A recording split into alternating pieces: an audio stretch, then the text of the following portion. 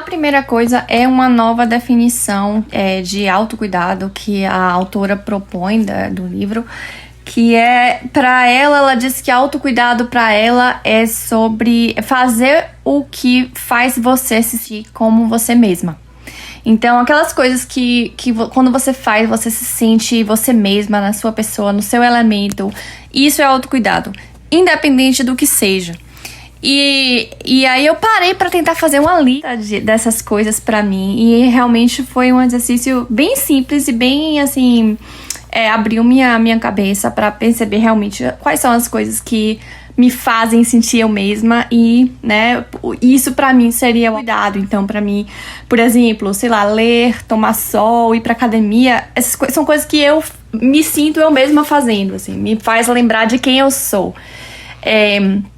Em vez de ir com a definição das pessoas do que é autocuidado, em vez de ir, sei lá, fazer uma manicure, se não, pra você tanto faz, ou não é algo que vai fazer você se sentir você mesma, ou ir fazer exercício físico pensando em autocuidado, que tem me ajudado muito, é uma coisa que a autora do livro chama de viver na sua estação. Assim, ela faz um paralelo com as estações do ano, né?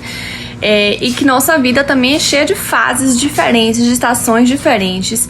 E que às vezes a gente mesmo fica ressentindo a fase atual da vida, pensando que a gente deveria, tentando fazer as coisas como a gente fazia em outra fase, ou como a gente vai poder fazer. Meu, coisa caiu. Ou quando a gente vai fazer numa fase futura. Tipo, em vez de aceitar que a vida não vai ser sempre como ela está sendo, mas neste momento ela é assim. E, por exemplo, pra mim, né, há algum tempo atrás, quando eu comecei o Mindful Planning, era um momento que eu tava super num momento propício para traçar metas, traçar planos, criar hábitos, correr atrás. Assim, no momento eu não tinha filhos, eu tava numa fase terminando meu doutorado, né, fazendo minhas metas. Enfim, eu tava trabalhando meio período, então eu tinha metade do dia pra focar no Mindful Planning, focar em meus hábitos e descobrir um bocado de coisa que funciona pra mim. Então era outra fase da minha vida. Então viver na sua fase significa nesse momento, eu aceitar o que eu tô vivendo e aceitar que não é o momento de traçar metas e planos. Não é. Nesse momento não é. Não é o momento de tentar ser a rainha do planejamento e do controle. É o momento de eu planejar. E o foco, inclusive, desse meu momento é outro. Eu não tô mais focada no trabalho ou até no Mindful Planning, né? Eu tô focada agora em quê? Eu tô focada no dia a dia dentro de casa com minha filha, que é o que eu tenho feito. Então, eu tô aprendendo a ser uma melhor dona de casa, aprendendo a cozinhar melhor, aprendendo a organizar essa parte do dia a dia. Você tá aqui, filha, eu sei. Aprendendo a organizar essa parte do dia a dia para que eu tenha uma vida, para que eu tenha um dia a dia menos estressante. Então eu tô aprendendo, eu tô deixando essa fase da minha vida me ensinar essa parte, que com certeza vai facilitar no futuro, quando eu puder voltar a focar no meu trabalho, né? Quando eu puder trabalhar novamente.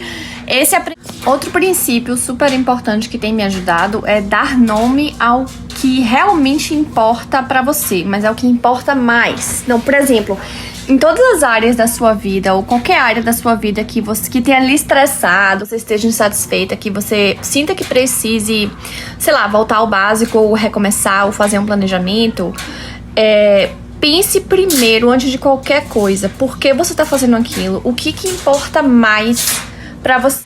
E pra você chegar nessa resposta, né, a gente às vezes tem que pensar nas coisas que poderiam importar, no que importa pra você e no que importa mais pra você. Então eu vou dar um exemplo pessoal de, por exemplo, exercício físico.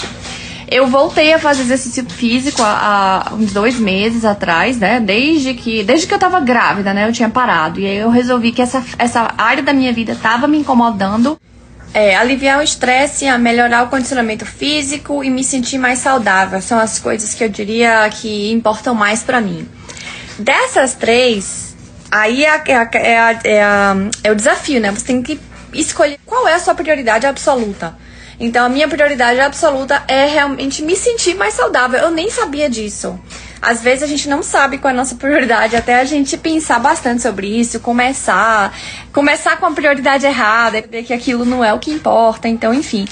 eu mesma percebi que minha prioridade absoluta é o fato de apenas sentir que eu tô cuidando de mim. Minha autoestima melhorou, tipo, muito. 2 dias depois de eu começar a ir pra academia, tipo, zero diferença no corpo, mas diferença total na minha mente, na minha autoestima, porque eu tô sentindo que eu tô cuidando de mim. Então, o que que isso significa em termos de planejamento? Significa que, pra mim, a coisa mais... Em termos de planejamento, isso significa que eu tenho que fazer disso um hábito, eu tenho que manter a constância.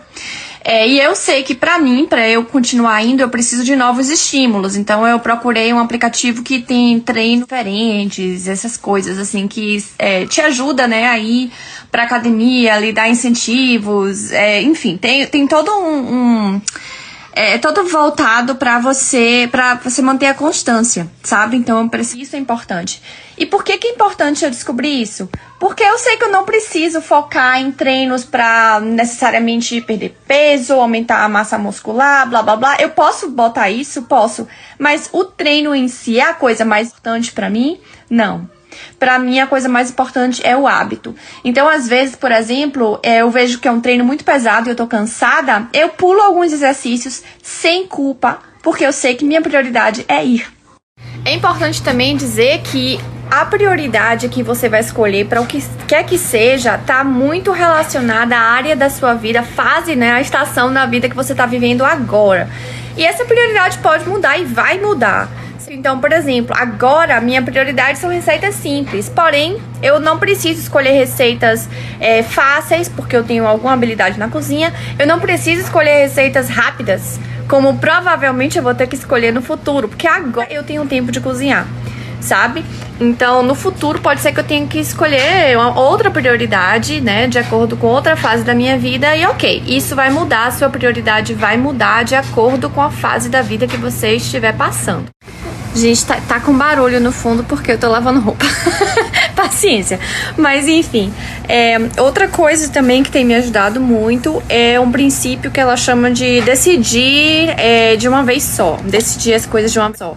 Então, sempre que possível, tomar uma decisão que vai facilitar a sua vida de agora em diante. Então, por exemplo, eu vou dar um exemplo, já que eu tava falando de comida e que, né, enfim, vou dar esse exemplo que eu achei fácil e também achei uma ideia bem legal, assim, pra quem, como eu, se sente estressada de ter que planejar as coisas em relação ao que vai comer.